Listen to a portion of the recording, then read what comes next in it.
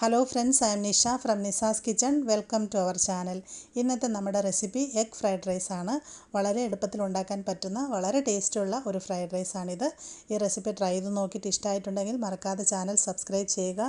അതുപോലെ നമ്മുടെ ചാനലിൽ നിന്നുള്ള എല്ലാ അപ്ഡേറ്റ്സും റെഗുലറായിട്ട് കിട്ടാൻ ബെല്ലൈക്കോൺ പ്രസ് ചെയ്യണം. ഇതിലേക്ക് ആവശ്യമായ ഇൻഗ്രീഡിയൻസ് എന്തൊക്കെയാണെന്ന് നോക്കാം. Basmati rice 2 glass. ഞാനിത് അരമണിക്കൂർ വെള്ളത്തിൽ സോക്ക് ചെയ്ത് വെച്ചതിന് ശേഷം നന്നായിട്ട് കഴുകിയെടുത്തിട്ടുള്ളതാണ്. വെളുത്തുള്ളി 4 അല്ലി. വെളുത്തുള്ളി ഇതുപോലെ ചെറുതായിട്ട് അരിഞ്ഞെടുക്കുക. പിന്നെ ഞാനിവിടെ 4 മുട്ട എടുത്തിട്ടുണ്ട്. മുട്ട നമ്മുടെ ഇഷ്ടാനുസരണം 4-5 ഉപയോഗിക്കാം. പിന്നെ വേണ്ടത് സോയാ സോസാണ്. ഞാൻ ഇതുപോലെ നല്ല തിക്കായിട്ടുള്ള സ്വീറ്റ് സോയാ സോസാണ് എടുത്തിരിക്കുന്നത്. എനിക്ക് ഫ്രൈഡ് റൈസ് ഉണ്ടാക്കുമ്പോൾ കൂടുതലും നന്നായിട്ട് തോന്നിയിട്ടുള്ളത് സ്വീറ്റ് സോയാ സോസാണ്. ഇതിലേക്ക് ആവശ്യമായ പച്ചക്കറികൾ എന്തൊക്കെയാണെന്ന് നോക്കാം. ക്യാരറ്റ് ഒരെണ്ണം മീഡിയം സൈസ് ഇതുപോലെ ചെറുതായിട്ട് കട്ട് ചെയ്തെടുക്കുക. പിന്നെ ക്യാബേജ് ഒരു 100 ഗ്രാം ക്യാബേജ് ഇതുപോലെ ചെറുതായിട്ട് അരിഞ്ഞെടുത്തിട്ടുണ്ട്. ക്യാപ്സിക്കം 2 എണ്ണം ചെറുത് ഇതുപോലെ ചെറിയ പീസായിട്ട് കട്ട് ചെയ്തെടുത്തിട്ടുണ്ട്. പിന്നെ ആവശ്യമുള്ളത് ബീൻസ് ഒരു 20 എണ്ണം ഇതുപോലെ ചെറുതായിട്ട് അരിഞ്ഞെടുക്കുക. വെജിറ്റബിൾസ് ഇത് തന്നെ വേണമെന്ന് നിർബന്ധമില്ല, നമ്മുടെ ഇഷ്ടാനുസരണം ഉപയോഗിക്കാം. പിന്നെ വേണ്ടത് കുരുമുളക് പൊടി 1.5 ടീസ്പൂൺ, ഉപ്പ് ആവശ്യത്തിന്, വിനാഗിരി 2 ടേബിൾ സ്പൂൺ, സൺഫ്ലവർ ഓയിൽ ആവശ്യത്തിന്. ഇനി പ്രിപ്പറേഷൻ നോക്കാം. ആദ്യമായിട്ട് നമുക്ക് റൈസ് വേവിച്ചെടുക്കാം. അതിനായിട്ട് അരമണിക്കൂർ സോക്ക് ചെയ്ത് നന്നായിട്ട് വാഷ് ചെയ്ത ബസ്മതി റൈസ് ഞാൻ ആവശ്യത്തിന് വെള്ളം ഒഴിച്ച് സ്റ്റൗവിൽ വെച്ചിട്ടുണ്ട്. വെള്ളം നമ്മൾ റൈസിൻ്റെ ഇരട്ടി വെള്ളം ഒഴിക്കുക. പിന്നീട് അരി വെന്തതിന് ശേഷം നമുക്ക് വെള്ളം ഊറ്റിക്കളഞ്ഞെടുക്കാം. ഇതിലേക്ക് ആവശ്യത്തിന് ഉപ്പ് ചേർക്കാം. ഉപ്പ് റൈസിന് കുറച്ച് കൂടുതൽ വേണം. ആദ്യമേ കുറച്ച് ഉപ്പ് ചേർത്ത ശേഷം ഒന്ന് മിക്സ് ആക്കിയിട്ട് അതിൻ്റെ ടേസ്റ്റ് നോക്കാം.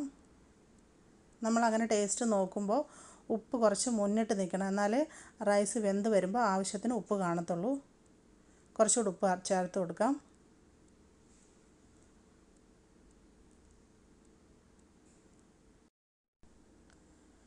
വീണ്ടും ഉപ്പ് നോക്കാം. ഇപ്പോൾ കറക്റ്റാണ്. ഇനി ഇതിലേക്ക് നമുക്ക് 2 ടേബിൾ സ്പൂൺ വിനാഗിരി ചേർത്ത് കൊടുക്കാം. വിനാഗിരി നമ്മൾ ചേർക്കുന്നത് റൈസ് ഒട്ടിപ്പിടിക്കാതെ നല്ല വൈറ്റ് കളറിലുള്ള റൈസ് കിട്ടാൻ വേണ്ടിയിട്ടാണ്. ചൈനീസ് റെസ്റ്റോറൻറ്റിലൊക്കെ ഫ്രൈഡ് റൈസ് ഉണ്ടാക്കുമ്പോൾ അതിലേക്ക് വിനാഗിരി ആഡ് ചെയ്യാറുണ്ട്. ഇനി ഇതിലേക്ക് 2 ടേബിൾ സ്പൂൺ സൺഫ്ലവർ ഓയിൽ ചേർക്കാം.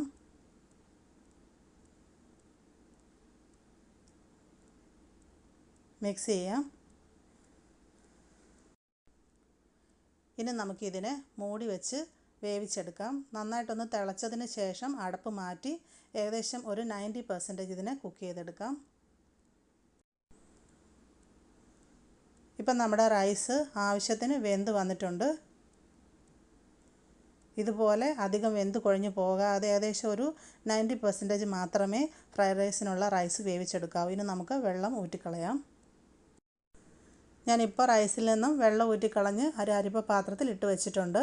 ഇതിൽ നിന്നും കംപ്ലീറ്റ് ആയിട്ട് വെള്ളം മാറി ഇത് നന്നായിട്ട് തണുത്ത് വരണം. അതുപോലെ തന്നെ റൈസ് വേവിച്ചെടുക്കുമ്പോൾ ഇതുപോലെ വേണം കുക്ക് ചെയ്തെടുക്കാനായിട്ട്. അധികം വെന്ത് കുഴഞ്ഞു പോകരുത്, അത് ഇമ്പോർട്ടൻ്റ് ആണ്. ഇനി നമുക്കിത് നന്നായിട്ട് തണുത്തതിന് ശേഷം വേണം ഫ്രൈഡ് റൈസ് ഉണ്ടാക്കാനായിട്ട്.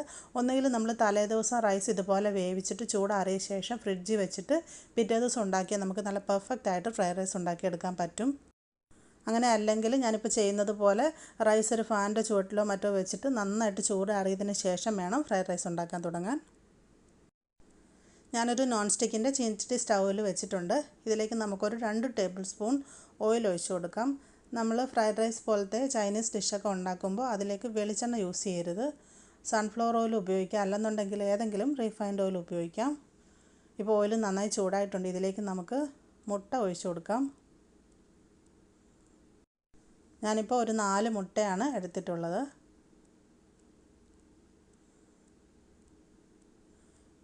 ഇനി ഇതിലേക്ക് നമുക്ക് കുറച്ച് ഉപ്പ് ചേർത്ത് കൊടുക്കാം. മുട്ടയ്ക്ക് ആവശ്യമായിട്ടുള്ള ഉപ്പ് ചേർക്കാം. ഇനി ഇതിലേക്കൊരു 1/2 ടീസ്പൂൺ കുരുമുളക് പൊടി ചേർക്കാം.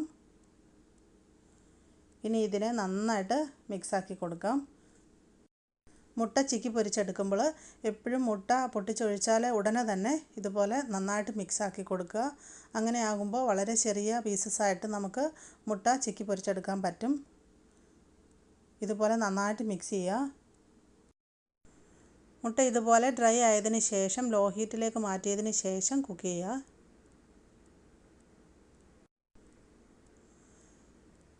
ഇപ്പോൾ ഇത് റെഡി ആയിട്ടുണ്ട്. നമുക്കിനി ഇതിനെ അടുപ്പിൽ നിന്ന് വാങ്ങി മാറ്റി വെക്കാം. അടുത്തായിട്ട് ഞാൻ കുറച്ച് വൈഡായിട്ടുള്ള ഒരു പാൻ സ്റ്റൗവിൽ വെച്ചിട്ടുണ്ട്. ഇതിലേക്ക് നമുക്കൊരു 2 ടേബിൾ സ്പൂൺ വെജിറ്റബിൾ ഓയിൽ കൂടെ ഒഴിച്ചു കൊടുക്കാം. ഓയിൽ നന്നായിട്ട് ചൂടായതിന് ശേഷം കട്ട് ചെയ്ത് വെച്ചിരിക്കുന്ന വെളുത്തുള്ളി ഇട്ട് കൊടുക്കാം. വെളുത്തുള്ളി അധികം ചേർക്കേണ്ട ആവശ്യമില്ല. ഒരു 4 അല്ലി മാത്രം ഇതുപോലെ ചെറുതായിട്ട് കട്ട് ചെയ്തിടുക. ഇനി നമുക്ക് ഇതിലേക്ക് എടുത്തു വച്ചിരിക്കുന്ന വെജിറ്റബിൾസിൽ നിന്നും ക്യാരറ്റും ബീൻസും ആദ്യമേ ഇട്ട് വഴറ്റാം. ഇതിൻ്റെ എല്ലാം വേവ് വ്യത്യാസം ഉള്ളതുകൊണ്ട് ഞാൻ ആദ്യമേ ക്യാരറ്റും ബീൻസും കൂടിയാണ് ഒന്ന് വഴറ്റിയെടുക്കുന്നത്.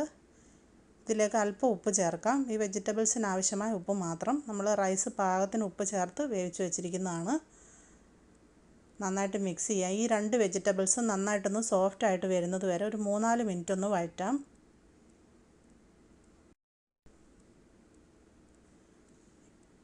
ഇപ്പം നമ്മുടെ ബീൻസും ക്യാരറ്റും നന്നായിട്ട് സോഫ്റ്റായി വന്നിട്ടുണ്ട്. ഇനി ഇതിലേക്ക് നമുക്ക് ക്യാബേജ് ചേർക്കാം. ഇതിനെല്ലാം പലതരത്തിലുള്ള വേവായതുകൊണ്ടാണ് ഇതുപോലെ സെപ്പറേറ്റ് ആയിട്ട് ചേർക്കുന്നത്. ഇനി ഇത് വീണ്ടും ഒരു 2-3 മിനിറ്റും കൂടെ വഴറ്റാം. ലാസ്റ്റ് വേണം ക്യാപ്സിക്കം ചേർക്കാൻ.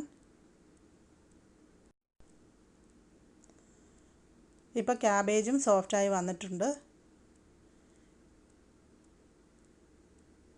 ഇനി ഇതിലേക്ക് നമുക്ക് ക്യാപ്സിക്കം ചേർത്ത് കൊടുക്കാം. ക്യാപ്സിക്കത്തിന് ഒട്ടും വേവില്ല. അത് ജസ്റ്റ് നമുക്കൊരു 1-2 മിനിറ്റ് വഴറ്റേണ്ട ആവശ്യമുള്ളൂ.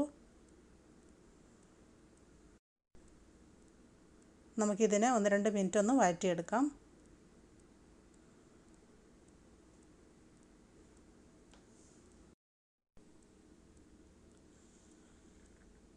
ഇപ്പോൾ ഒരു 2 മിനിറ്റ് കഴിഞ്ഞിട്ടുണ്ട്. ക്യാപ്സിക്കം ഇപ്പോൾ സോഫ്റ്റായി വന്നിട്ടുണ്ട്. ഇനി നമുക്കിതിലോട്ട് കുറച്ചുകൂടെ കുരുമുളക് പൊടി ചേർത്ത് കൊടുക്കാം. 1 ടീസ്പൂൺ കുരുമുളക് പൊടി ആഡ് ചെയ്യാം. കുരുമുളക് നമ്മുടെ എരിവിനനുസരിച്ച് ചേർക്കാം. റൈസ് കുറച്ച് സ്പൈസി ആയിട്ട് വേണമെങ്കിൽ കുരുമുളകിൻ്റെ അളവ് കൂട്ടാം. ഇനി ഇതിലേക്ക് 2 ടേബിൾ സ്പൂൺ സോയാ സോസ് ചേർക്കാം.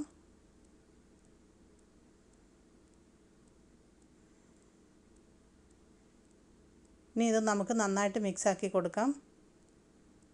ഈ സമയത്ത് ഞാനിത് ലോ ഹീറ്റിലാണ് ഇട്ടിരിക്കുന്നത്. ജസ്റ്റ് ഒരു മിനിറ്റ് നമുക്ക് ലോ ഹീറ്റിലിട്ടിട്ട് ഇതൊന്ന് വഴറ്റാം.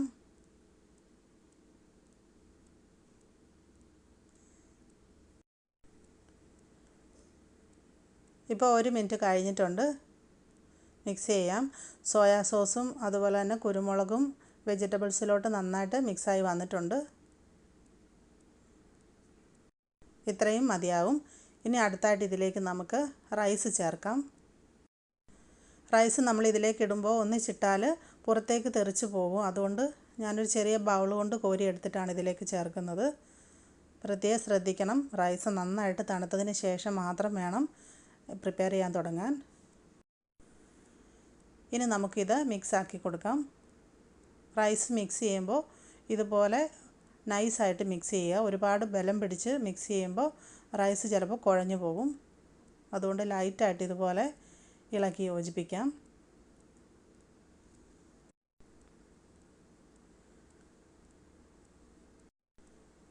ഇനി ഇതിലേക്ക് നമുക്ക് സ്ക്രാമ്പിൾഡ് എഗ്ഗ് ചേർക്കാം.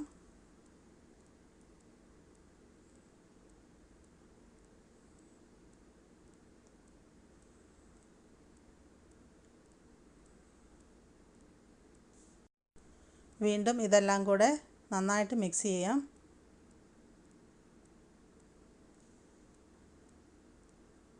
ഈ സമയത്ത് നമ്മളിത് ലോ ഹീറ്റിലാണ് ഇട്ടിരിക്കുന്നത്. നന്നായിട്ട് മിക്സ് ചെയ്തതിന് ശേഷം നമുക്ക് സ്റ്റൗ ഓഫ് ചെയ്യാം.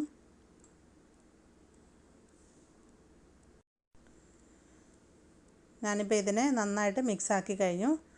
ഇനി നമുക്കിത് സ്റ്റൗ ഓഫ് ചെയ്യാം. ഇതിനെ സെർവിങ് ഡിഷിലേക്ക് മാറ്റാം. വളരെ ഈസിയും ടേസ്റ്റി ആയിട്ടുള്ള നമ്മുടെ എഗ് ഫ്രൈഡ് റൈസ് ഇവിടെ സെർവിങ്ങിന് റെഡി ആയിട്ടുണ്ട്. വെജിറ്റബിൾസ് അതുപോലെ തന്നെ മുട്ടയൊക്കെ കഴിക്കാനായിട്ട് മടിയുള്ള കുട്ടികൾക്ക് വേണ്ടിയിട്ട് നമുക്ക് ഇതുപോലെ റൈസ് ഉണ്ടാക്കി ലഞ്ച് ബോക്സിലോട്ടൊക്കെ കൊടുത്തു വിടാനായിട്ട് പറ്റും. ഇതിനൊപ്പം പപ്പടം, അച്ചാർ, സാലഡൊക്കെ സെർവ് ചെയ്യാം. ട്രൈ ചെയ്ത് നോക്കിയിട്ട് ഇഷ്ടമായിട്ടുണ്ടെങ്കിൽ മറക്കാതെ ചാനൽ സബ്സ്ക്രൈബ് ചെയ്യണം. അതുപോലെ വീഡിയോയുടെ ലിങ്ക് നിങ്ങളുടെ ഫ്രണ്ട്സിനും കൂടെ ഷെയർ ചെയ്ത് കൊടുക്കുക. താങ്ക്